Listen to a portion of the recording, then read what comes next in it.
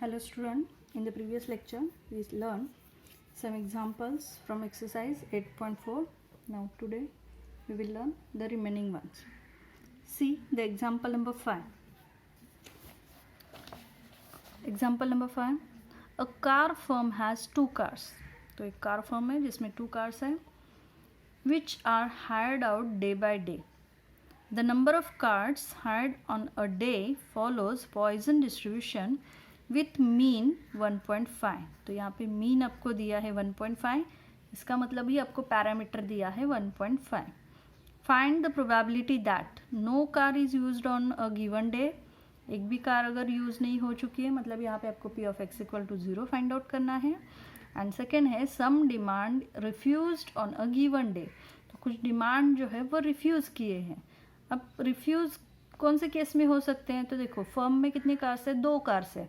तो अगर कोई कस्टमर आपको 2 से ज़्यादा कार्स की डिमांड रखता है, 3 या 3 से ग्रेटर 4-5 कार्स की डिमांड रखता है, तो वो डिमांड उनको रिफ्यूज़ करनी पड़ेगी क्योंकि उनके पास उतनी कार्स है ही नहीं, उनके पास 2 ही कार है. तो अगर 2 कार की डिमांड है तो वो कंप्लीट कर सकते हैं, लेकिन 2 से ज़्यादा कार की डिमांड है तो उनको वो डिमांड रिफ्यूज़ करनी पड़ेगी. तो यहाँ पे आपको ये जो फाइंड आउट करना है some demand refuse on a given day, मतलब यहाँ पे p of x greater than equal to 3, इसी केस में उनकी डिमांड रिफ्यूज़ होगी. और e रेस टू माइनस 1.5 की वैल्यू दी है. So first we write here given part. Number of cars equal to 2, that means n दिया है 2. मीन दिया है 1.5, that means parameter is given 1.5. After that e raised to minus 1.5 is 0.2231. Now here we suppose x as number of cars. Number of cars को हम x suppose करेंगे. So x follows Poisson's distribution. So the formula of Poisson's distribution. So p of x equal to x, e raised to minus m raised to x upon x factorial. So first, no car is used on a given day. एक भी car use नहीं हो चुकी है तो p of x equal to 0 find out करना है. तो वैल्यू इसमें सब्स्टिट्यूट करो. m की वैल्यू हमें पता है, x की वैल्यू पता है, फॉर्मूला में सब्स्टिट्यूट करो.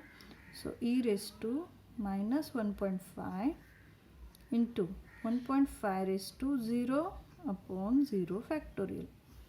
ठीक है. तो e रेस टू माइनस 1.5 की वैल्यू भी हमें पता है 0.2231. सो 0.2231 इंटू किसी भी नंबर का रेस टू 0 ऑलवेज 1 होता है, 0 फैक्टोरियल ऑलवेज 1 होता है. तो 1 से मल्टीप्लाई करो, 1 से डिवाइड करो, आपको आंसर सेम ही मिलेगा, x इक्वल टू 0. तो हमेशा याद रखो x इक्वल टू 0 की वैल्यू जो है वो आपकी e रेस टू के जो वैल्यू है वही सेम ही मिलेगी आपको. ठीक है.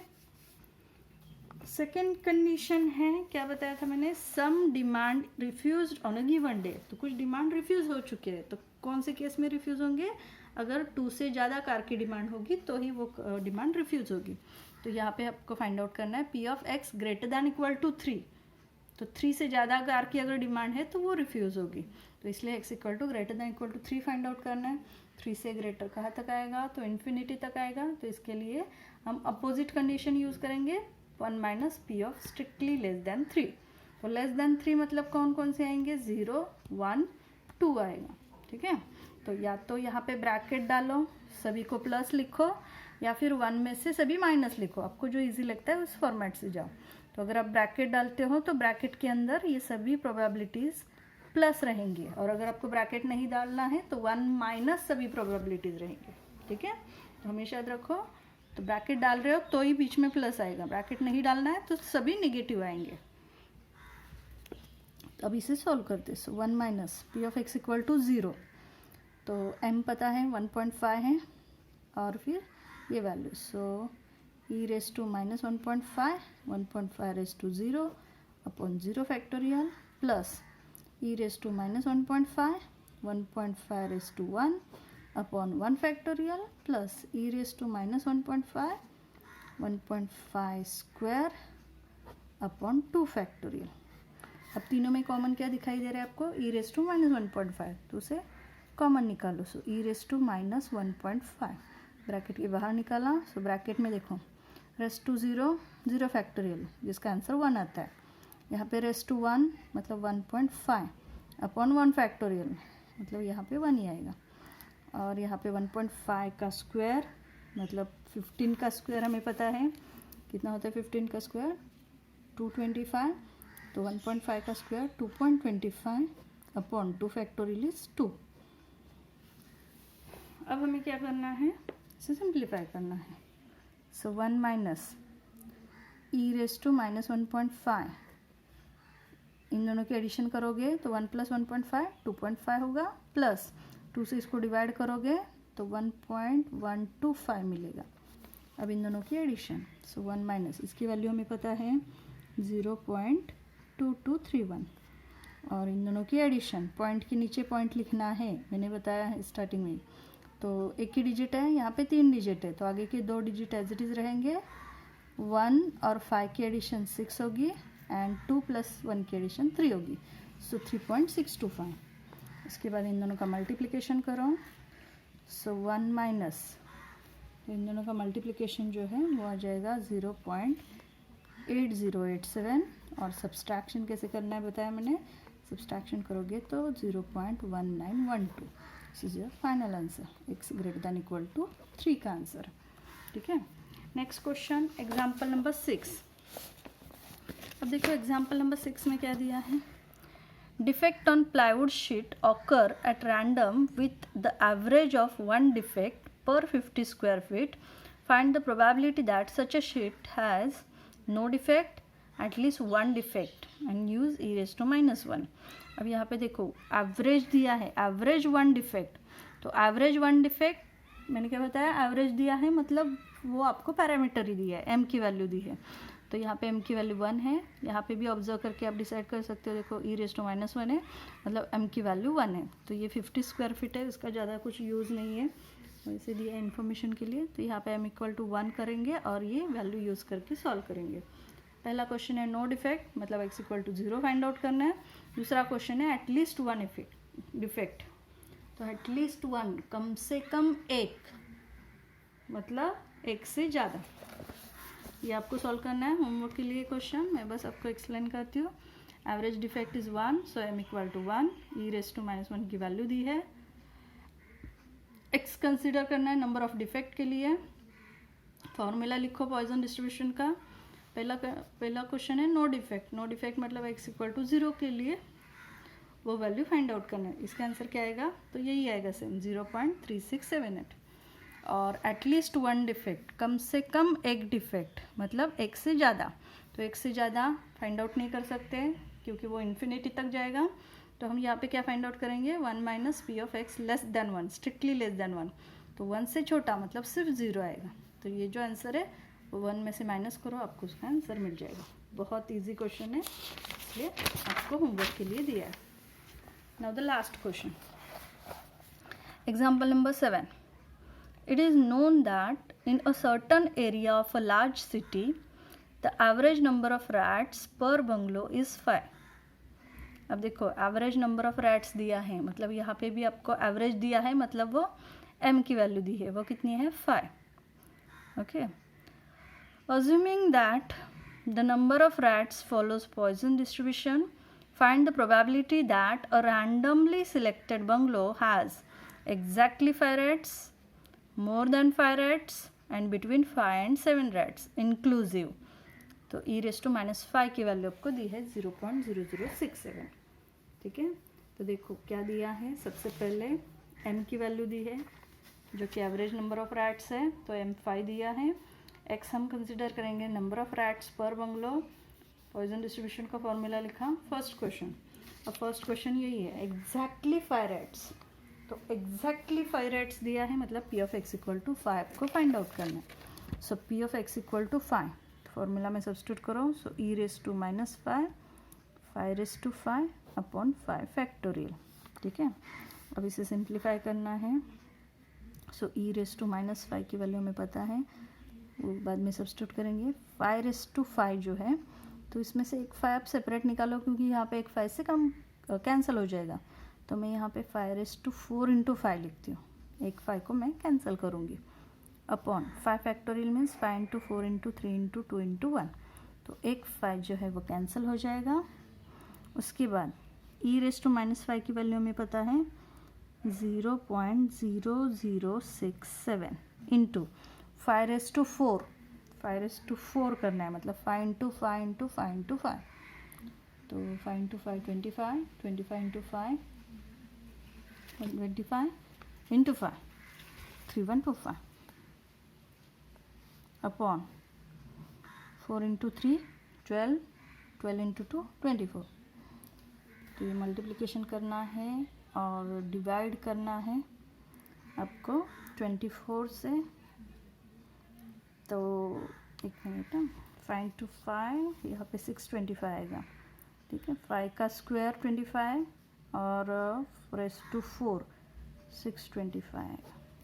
तो इन दोनों का मल्टीप्लिकेशन और 24 से डिवाइड करोगे, कैलकुलेशन करके देखो। मैं यहाँ पे डायरेक्ट आंसर लिखती हूँ 0.1745। ओके, नाउ द नेक्स्ट क्या है, तो यहाँ पे मल्टीप्लिकेशन जो है 4.1875 अपॉन 24 से इसको डिवाइड करोगे तो ये आंसर मिलेगा। सेकेंड क्वेश्चन इसमें पूछा है मोर देन 5 रेट्स, मतलब 5 रेट्स से ग्रेटर, मोर देन 5 रेट्स। अब मोर देन और इक्वल टू नहीं दिया है, सिर्फ मोर देन दिया है। मोर देन 5 रेट्स मतलब स्ट्रिक्टली ग्रेटर देन 5, 5 से ग्रेटर मतलब 6 7 8 9 10 अप टू सो ऑन। तो इसके अपोजिट क्या आएगा, 1 minus P of x less than और इक्वल टू 5। अब यहाँ पे इक्वल टू नहीं है तो यहाँ पे इक्वल टू आएगा, तो लेस देन और इक्वल टू 5। तो लेस देन और इक्वल टू 5 मतलब 0 से लेके 5 तक आपको सभी जगह पे पॉइजन डिस्ट्रीब्यूशन का फॉर्मूला यूज़ करना है, 0 से लेके 5 तक। और इसकी वैल्यू 1 में से सब्सट्रैक्ट करो तो आपको ये वैल्यू मिल जाएगी, ठीक है। तो सभी जगह पे हम फॉर्मूला यूज़ करेंगे। देखो e⁻⁻⁵ 5 upon 0 factorial, e⁻⁵ 5 upon 1 factorial, e⁻⁵ 5 square upon 2 factorial, e⁻⁵ 5 cube upon 3 factorial plus e⁻⁵ 5⁴ upon 4 factorial plus e⁻⁵ 5⁵ upon 5 factorial, ठीक है। सभी जगह पे पॉइजन डिस्ट्रीब्यूशन यूज़ किया। अब क्या करेंगे, सभी में से e⁻⁵ को बाहर निकालो। So 1 minus e⁻⁻⁵ into bracket raised to 0 factorial मतलब आंसर 1 आएगा। रेस्ट टू 1 है 5:1 5 अपॉन 1 फैक्टोरियल मतलब 1 आएगा।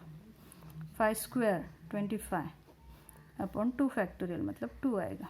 उसके बाद 5 क्यूब 125 अपॉन 3 फैक्टोरियल मतलब 3 इंटू 2 6 आएगा। 5⁴ आएगा 625 अपॉन 4 फैक्टोरियल, सो 4 इंटू 3 इंटू 2 इंटू 1 मतलब ये आएगा 24 एंड 5⁵ 3125 अपॉन 5 फैक्टोरियल आएगा 120, ठीक है। अब इस ब्रैकेट को सॉल्व करेंगे तो देखो सबका डिनोमिनेटर सेपरेट है, तो डिनोमिनेटर सेम करते नहीं बैठना है। तो यहाँ पे आप क्या करो, पॉइंट में कन्वर्ट करो हर एक को, तो वो इजी हो जाएगा।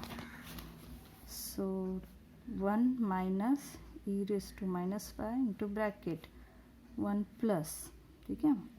तो 5 एज इट इज़ 25/2 मतलब ये हो जाएगा 12.5, 125/6 तो ये बन जाएगा 20.83। उसके बाद 625/24 तो ये बन जाएगा 26.0417 प्लस 3125/120 तो इसका आंसर भी सेम ही आएगा 26.0417। तो इन सब की एडिशन करना है, पॉइंट के नीचे सभी लिखो एक एक और एडिशन करो। तो यहाँ पे 1 माइनस e⁻⁵ की वैल्यू में पता है 0.0067 और इन सब की एडिशन करके मैं यहाँ पे डायरेक्ट लिखती हूँ 91.4134। अब इन दोनों का मल्टीप्लिकेशन, सो 1 माइनस 0.6124 और 7 आता है तो लास्ट डिजिट कैंसिल करोगे तो 25 बन जाएगा। और फिर सब्सट्रैक्शन करोगे, so it becomes 0.3875. So here we get p of x greater than equal to 5. Okay, second का आंसर मिल गया. नाउ द थर्ड क्वेश्चन में क्या पूछा है देखो. बिटवीन 5 and 7 रैट्स इंक्लूसिव, मतलब 5 and 7 के बीच में, लेकिन इंक्लूसिव दिया है, मतलब ये 5 and 7 भी कंसिडर होना चाहिए. That means here we have to find third question p of 5 less than or equal to x less than or equal to 7. So p of x equal to 5 भी आएगा, इसमें 6 भी आएगा एंड 7 भी आएगा. इंक्लूसिव वर्ड दिया है तो इसलिए 5 and 7 दोनों कंसिडर होंगे. सेम वे फॉर्मूला यूज़ करो, e raised to -5 5 raised to 5 upon 5 factorial, e raised to -5 5 raised to 6 upon 6 factorial, e raised to -5 5 raised to 7 upon 7 factorial. ठीक है, तो कॉमन क्या क्या निकाल सकते हैं देखो. तो e raised to -5 कॉमन निकाल सकते हैं और 5 raised to 5 भी सब में से निकाल सकते हैं. सो 5 raised to 5 को भी कॉमन निकालेंगे और सब में से 5 फैक्टोरियल भी कॉमन निकाल सकते हैं. ठीक है, तो अपन 5 फैक्टोरियल को भी कॉमन निकालेंगे. तो देखो क्या बचेगा, e raised to के टर्म तो आ गए बाहर, 5 raised to 5 बाहर आ गया, मतलब यहाँ पे 1 बचा. 5 फैक्टोरियल भी बाहर निकाला तो पहले टर्म में सिर्फ 1 बचा. दूसरे टर्म में e raised to -5 बाहर निकाला है, 5 raised to 6 में से 5 raised to 5 बाहर निकाला, मतलब एक 5 बच गया यहाँ पे, और 6 फैक्टोरियल में से 5 फैक्टोरियल निकाला, मतलब एक 6 बच गया. इसमें से भी ये टर्म बाहर निकाली, 5 raised to 7 में से 5 raised to 5 निकाला, तो यहाँ पे 2 5 बचे, मतलब 25 बचा. और 7 फैक्टोरियल में से 5 फैक्टोरियल निकाला है, मतलब यहाँ पे 7 into 6 बचा. ठीक है, तो इन दोनों का मल्टीप्लिकेशन करो. सो यहाँ पे हमें मिल जाएगा e raised to -5 5 raised to 5 upon 5 factorial, यहाँ पे 1 प्लस 5/6 प्लस 25/42. ठीक है, तो e raised to -5 की वैल्यू हमें पता है 0.0067. 5 raised to 5 हमें पता है 3125 upon 5 factorial 5 into 4 into 3 into 2 into 1 plus 1 plus 5/6 होगा 0.83333 कंटिन्यूस आएगा, और 25 को 42 से डिवाइड करोगे तो 0.5952 बन जाएगा. ठीक है, अब इसके बाद सिंप्लीफाई करना है, तो इसमें से 5 से एक बार इसको डिवाइड करोगे तो 625 बन जाएगा, और यहाँ पे एडिशन करो. सो यहाँ पे बचेगा 0.0067 इंटू 625 अपॉन यहाँ पे बचेगा 24, और इधर ब्रैकेट में एडिशन करोगे तो 2.4285. तो पहले इन दोनों का मल्टीप्लिकेशन, फिर इस नंबर से मल्टीप्लाई करो, 24 से डिवाइड करो, तो आपको यहाँ पे आंसर मिल जाएगा 0.4237. So p of 5 less than और equal to x less than और इक्वल टू 7, इसका आंसर आपको ये मिलना चाहिए. ट्राई करके देखो. तो यहाँ पे हमारा पॉइजन डिस्ट्रीब्यूशन का एक्सरसाइज ख़त्म होता है. एग्जाम्पल नंबर 6 आपको सॉल्व करना है एंड पार्ट 2 यहाँ पे आपका ख़त्म होता है. तो नेक्स्ट लेक्चर से हम पार्ट 1 स्टार्ट करेंगे. तो जो भी डाउट है वो पूछो, लेकिन सभी स्टडी आपका क्लियर होना चाहिए. कुछ कंसेप्ट अगर नहीं समझ में आते हैं तो आके पूछो, और सभी एक्सरसाइज ऑलमोस्ट सभी एक्सरसाइज कंप्लीट हो चुके हैं, तो उसकी प्रैक्टिस भी आपकी हो जानी चाहिए. Okay, thank you.